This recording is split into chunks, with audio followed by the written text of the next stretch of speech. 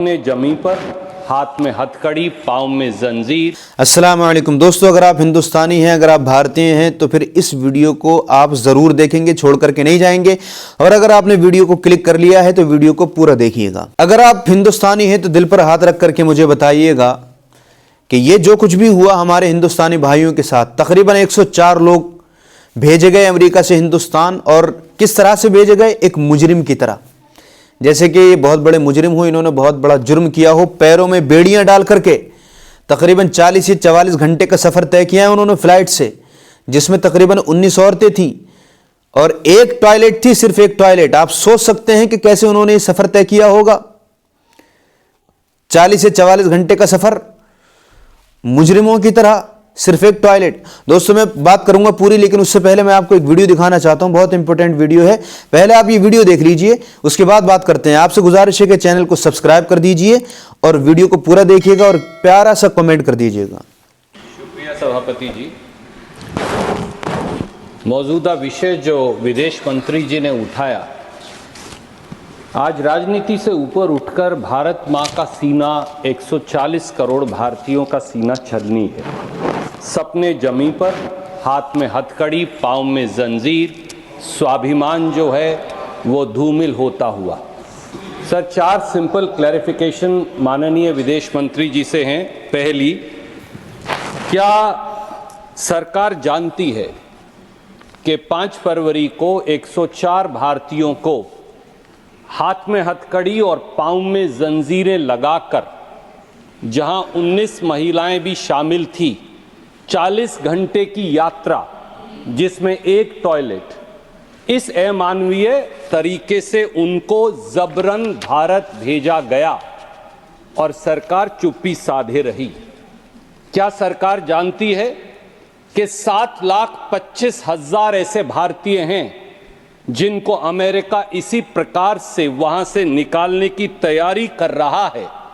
क्या ये व्यवहार एक आतंकवादी या उग्रवादी का व्यवहार है भारतीयों से, या एक मानवीय व्यवहार है? इस पर क्या सरकार टिप्पणी करेगी? दूसरी क्लैरिफिकेशन, सर, कितने हजार और भारतीय हैं? हमने वो तो देखे जो हथकड़ी और जंजीरों में बंधकर आए, हमारे भाई बहन और बच्चे, पर कितने हजार ऐसे भारतीय हैं 7,25,000 में से जिन्हें अमेरिका ने डिटेंशन सेंटर में इसी अमानवीय तरीके से बंद कर रखा है? और उनके क्या हालात हैं और क्या उनको आपने काउंसलर एक्सेस दिया है?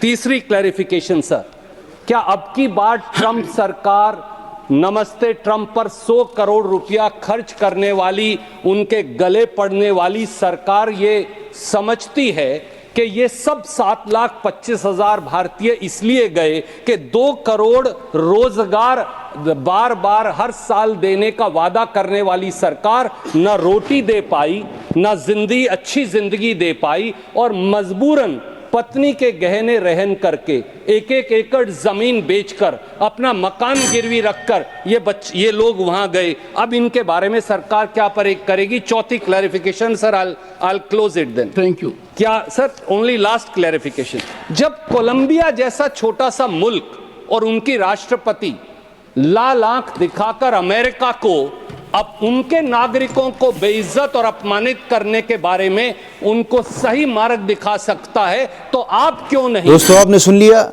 अब इसमें बताया गया कि तकरीबन 7 लाख लोग और हैं ऐसे हमारे हिंदुस्तानी भाई जो वहां पर रह रहे हैं, और उनमें से बहुत से ऐसे हैं जिनको डिटेंशन सेंटर में रखा गया है और कुछ पता नहीं है कि उन पर किस तरह से जुल्म किया जाता है, वो कैसे अपनी जिंदगी गुजार रहे हैं। दोस्तों मुझे एक बात ये बताइए कि कोई भी अक्लमंद इंसान जिसको अपने देश में रोजगार मिल रहा हो और सही जिंदगी गुजारने के तमाम साधन उसको मिल रहे हैं और अच्छी कमाई हो रही है उसकी, तो कौन ऐसा अक्लमंद इंसान है जो अपना देश छोड़ करके विदेश जाएगा? कोई ऐसा समझदार इंसान नहीं। वो कोई बेवकूफ़ ही होगा कि उसको पूरी कमाई का जरिया मिल रहा है अपने देश में और वो सही तरह से कमा रहा है, अपनी ज़िंदगी गुजार रहा है, और फिर भी अपना देश छोड़ करके विदेश चला जाए। वो कोई बहुत बड़ा बेवकूफ़ होगा। तो ये 7 लाख जो हैं, आप मुझे बताएं कि ये सब बेवकूफ़ हैं? हरगिज़ नहीं, ऐसा हरगिज़ नहीं है। तो फिर एक ही बात सामने आती है और वो ये कि इन लोगों ने अपने देश को, अपने प्यारे वतन को छोड़ा मजबूरी में, ताकि इनकी ज़िंदगी सही से गुजर सके, ये कुछ वहाँ से कमा लाएं, अपनी ज़िंदगी सही से गुजारें, अपने घर वालों की कुछ मदद कर सकें ये, इसलिए इन्होंने अपने इस प्यारे वतन को छोड़ा। मतलब ये कि अगर इनको यहाँ पर सही कमाई का जरिया मिल जाता तो ये अपने देश को छोड़ करके नहीं जाते। हालांकि अगर आप मुझसे पूछेंगे तो मैं तो यही कहूँगा कि अगर आप अपने देश में रह करके मेहनत करके कमा पा रहे हैं, चाहे थोड़ा कम कमा रहे हैं बाहर के मुकाबले में, विदेश जाएंगे वहाँ ज़्यादा पैसे कमा लेंगे, अपने देश में रह करके थोड़ा कम पैसा कमाएंगे, तो मैं तो यही कहूँगा कि अपने देश में ही रह के कमाएं, चाहे थोड़ा कमाएं। ज़िंदगी थोड़ी मुश्किल से कटेगी लेकिन अपने देश में ही रहें। हो सकता है कि अगर आप मेहनत करेंगे तो अच्छा बिजनेस खड़ा हो जाए। भाई अपने देश में बहुत बड़े बड़े बिजनेसमैन हैं, तो वो अपने देश में रहकर ही तो बने, कौन से वो बाहर गए थे।